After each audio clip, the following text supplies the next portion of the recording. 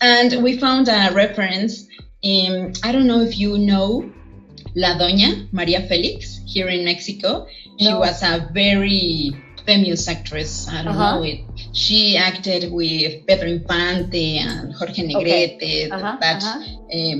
Old school Mexican cinema. Yeah. And his attitude is always like, oh, I don't care. Oh, you're an idiot. And they told me, that woman, it's like that.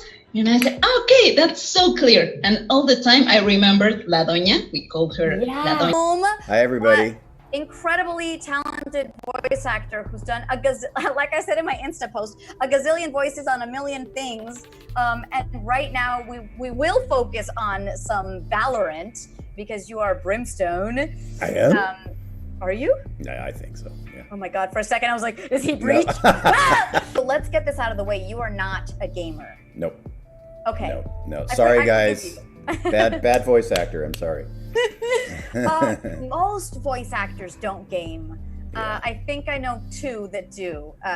Matt Mercer, whom we love, and Josh Petersdorf. Besides that, like, not a lot. You know. There's quite a few. Oh, actually. Really? Yeah. There's. Okay. No, I think I'm becoming part of the minority now. Everybody's jumping in and doing it. Have you tried playing some of the games that you're on? Not in many years. Yeah, I think the last thing I played was God of War with my kids, and they just destroyed me. And they were just trying to show me where my character appeared in the game. That's the only way I could see it at that time. They didn't really have a lot of reels out there. That's beautiful. And yeah, it was cool, but I can't get past all the buttons. I'm an old school gamer where you only had to know 3 or 4 buttons and a joystick. And that I could handle back in the day, but I also had that addictive personality where I'd play for 12 to 14 hours, and I don't have that kind of time anymore, so. Well, because you were doing voiceovers left and right all the time. And traveling. I was going to 25 to 30 cities a year before this thing hit. I'm 60, so. No, you're not. I've been at this for a while. No, you're not. So. Yeah. What is the magic serum you drink every night? Blood. The blood of new voice actors. No, I just love what I do. But before we go there, the chat's going crazy, just going, oh my God, his voice is so damn amazing. Oh my God. And I'm sitting here going, just keep talking. It's delicious. It's delicious. That's the word to listen to. I'm guessing you do a lot of narration as well, right? I don't. Actually. What? You could, but it's boring. I don't. Well, yeah, I haven't found that niche yet. I do a little bit of promo stuff for Adult Swim. I do the weekly things as Tom, the animated robot for Toonami, cool. And I've been doing that. Ciegos idiotas. Do you say that in Spanish as Reyna? Ciegos idiotas. Y hora de la cacería. That you just love, like when people say, oh, you know, that voice, what's something that really brings you joy? Oh God, I can't. In voicing, because there's something quirky about them, or in voicing them. Wow, that's a great question. God, there are just so many characters. I don't know. Starscream is probably one of my favorites from the Transformers franchise. You need to help me out because I don't know that voice. Starscream, I voiced him in Transformers Prime. Oh my God. And he'd been done by many other actors before and many actors since. And I love the character. He's just this idiot who is sort of like a Trump type figure, but second banana always, and could never quite break through to that point of domination as much as he wanted to. Wolverine is really fun. I've been voicing Wolverine on and off for about 15 years. Do you have to match what has existed before for those, or this was one of your own? No, that was the beautiful thing for those. With Starscream, I certainly was aware of what the other actors did before me. Chris Latta being the one who originated the character. And he portrayed him with this in a sort of cartoony way. It was real high-pitched. It was that kind of thing. Wolverine, it was really just the voice that I heard when I was reading the comics when I was younger. Mm-hmm. And a lot of other people had done Wolverine, and when I saw it, they wanted a different voice. They wanted to try something different. And I just did the voice that had been in my head since I was much younger. And fortunately, that matched the same voice that the creators of that show had in their head. And oh, wow. It was as simple as that. It wasn't any better or worse than anybody else. It just happened to be what worked for them. What they imagined. Yeah. I love the super innocent little kid kind of characters. I've done a lot of work on Doc McStuffins and Digimon and shows like that. How do your kids sound? Your token kid.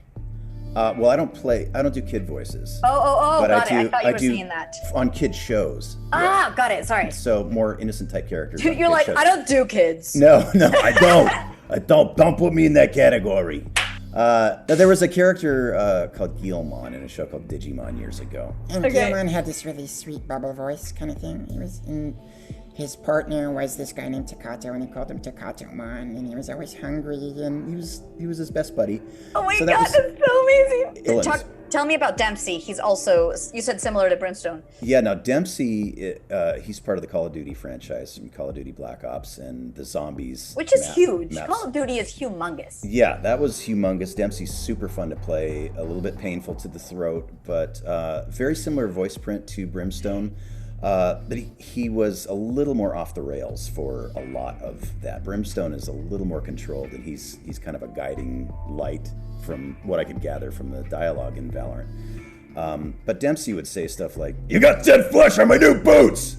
You know, is stuff like that. And he loves slaughtering gutbags. And his nemesis was played by Nolan North. He played Richthofen. I call him Richthofen. Oh, I love it. Love it. Nazi scumbag. And, so we had this great camaraderie between the members of that team. Fred Tatasciore was part of it. Tom Kane was part of it. Someone has asked, too, if you can give them a bang. Is that something one of your characters That's does? from Cowboy Bebop, yeah. Oh, okay. It's very simple. It's just bang. It's the last thing my character said in the show. For those of you who may not have seen it, it's been out 21 years, but for those of you who may not have seen it, it's the very, very last thing my character said, and it's actually what my tattoo is here. It's that's the sound file for Bang. Shut up! It was such an iconic benchmark. Parasito. I remember in English, parasite. Yeah. Ay, corazón. They decided to put something where it's in Spanish. The way I was introduced to your character was before the game came out, obviously. We were recording, and I don't know if you've heard how my character sounds, Raze, but she's bombastic, she's exaggerated, she's loud, she's fun, she's very family oriented, like getting the group together. And the line was, "Oh, Brimstone, why can't I listen to music? You're killing me, man." Along the lines of that. And, Zach, who's adorable, Betka, was like, Brimstone's this big guy, and he's you take him seriously because he can be the boss at times, but whatever. And I was like, dude, Raze would just in Portuguese and Spanish, we use the ito and ino as in the diminutive of, "Hey, little Brimstone, what's up?" So I added the, Brimstonezinho, why can't I listen to music? You're killing me, man. And Zach loved it because he felt like, even though your character is like a straight shooter, he would totally kind of look over and be like, "I get it, you're cool." Like, he would appreciate me being kind of cutesy with him, but still ready to go into battle. Yeah.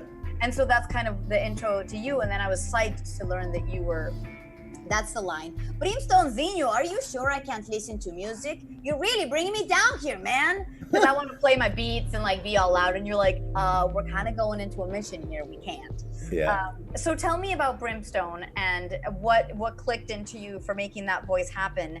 And, hopefully you can give us some fun lines. Yeah, I actually wrote down the lines from that thing that you sent me, so thank you. That was super helpful. What was interesting about Brimstone is he is a soldier, and I've played hundreds of those throughout my career, but we really took our time with him just to make sure that he was like a friend who would guide you safely into battle and make sure your ass comes out alive too. Yeah. And there was a surprising amount of nuance in that character that I don't often get to do. A lot of the soldier type characters are just big and loud and stupid. And, kind of bro-y. Yeah, there's always that way too much testosterone and stuff, which he has just the right. He seems to have just the right amount of testosterone too, which really worked for that. But I was just astonished at how much time they were willing to take to make sure that they had exactly what they were looking for. And to be honest, I really haven't seen much of the finished product. I've seen little clips here and there, and I need to sit and really scan and get more of the flavor of what the finished product was. But the response from the fans has been phenomenal. It's really just me louder, honestly, is Brimstone. Like, get off my lawn! That was one of his. That's one of your lines? Quotes. That's one of my lines, yeah. Oh, that's funny. That's a Fred Tatasciore line in Overwatch as well. Oh, is it really? Oh, that's funny. Yeah. Get off my lawn! It is a wonderful thing that it doesn't depend on what you look like. You know, Brimstone is how old? You know, you don't need to walk in and play this soldier who might be 27 versus, do you know what I'm saying? Like, our voices are just so flexible. I'm just grateful I don't have to work out that much. Brimstone's pretty jacked. Yeah, I don't have to do that. You said that he has a line to Raze. He says, Raze, give him hell. Oh, okay, I'll say that. Raze, give him hell. Give him hell. Oh, it's so delicious. That was a snack. I want a meal. All dead. And I'm still hungry. Let's go down the whole list here. Do it! They think I'm an old dog? I'll show them just how many tricks I know. I can't close the setting menus on my bracer. How the hell do I... Oh, got it. Sit still. I'll never retire. Who's the old dog now? Open up the sky! Prepare for hellfire! Sorry, I just broke all your speakers. I wanted to ask you, you have all these beautiful gravelly sounds. Is there one that's like a super gentle character, or not a kid voice, but something that's just very not what people associate Steve Blum with? Like, you do a ton of stuff, but moving away from the really deep, beautiful register, what's something that's out there that's like zany and pizzazzy and weird? Okay, I have the perfect one. There was a show called Gurren Lagann years ago. It's an anime. And I played a character named Liron, who was basically a mecha mechanic. And he talked about creepy fingers, and he was this genius, and everybody loved him. One of the most fun experiences I have ever had playing a character in anything I've ever done. Yes. I have yet to do anime. If you want to hook me up with anime, what? I have done none. So I'm trying. So let me know. I have not met this Mr. Oliver character. Okay, well, you have to meet him. He's cool. Amazing. Tell me about working with Zach and his writing skills, because he's so open-hearted about it and generous. You made my job easy, dude. I didn't have to think, which I try to do as little of as possible. So no, it was a really well-defined character for me. I'd have to revisit it now to remember what I was doing back then, because everything kind of goes in and out this sieve of a mind that I have. But I just remember it being once we really got up and running, it made a lot of sense. The character was so well-defined, and the way things were charted out and so thoughtfully crafted. Yeah. I didn't really have to do too much except just play along. It was great. That's amazing. Yeah. They will cower? Yeah. They will cower. Do me a favor, cariño. Kill her. Who is the hunter now? Viper, why do you always have to play with your food? Peekaboo. They want to die. Let them. If I act superior, it's because I am. And it's at bloomvox.com.org.inc. What is it, Bloomvox? It's bloomvoxstudios.com. What is it that made you start to teach because you realized people wanted to learn, but how did that come about? Well, here's the thing. I really didn't want to teach. I didn't know how to teach. I found myself going to these conventions and doing panels, and as you know, every other person who comes up to you at a convention says, how do I get into voice acting? I've always wanted to do it. Yeah. And so I actually printed up cards with D. Bradley Baker's website on it, and I would hand those out. For years I did that. And then finally I have a team that I work with, because I can't manage my own money. I'm terrible with anything but voiceover. And they were saying, well, why don't you just teach, you idiot? You know how to do this. Just let's do this. Let's put this online. But I wanted to do something that would really start with the foundations beyond voiceover of building confidence and feeling good in your own skin and finding access points to your own creativity, whatever that looks like, whether it's voiceover or not. Their head is in the guillotine. Now pull. Ay, corazón. What hope do these criaturas have? Maybe. I I'm just read. dead and I'm still hungry. Thank you. I was starving. Love it. The hunts begin. They're Oh. nothing to me. As much as this world hurts me, it's mine, and I will kill to defend it. When I think that was when she was eating them or something like that. I said, more, you know? Something like that. More. Yes. You are so disappointing.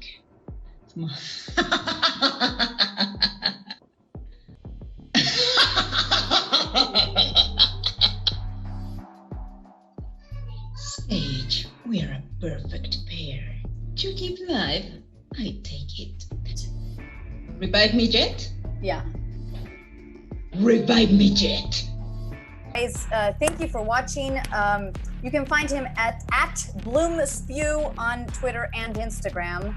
And we're going to put the website on bloomspew.box. Bloomfoxstudios.com.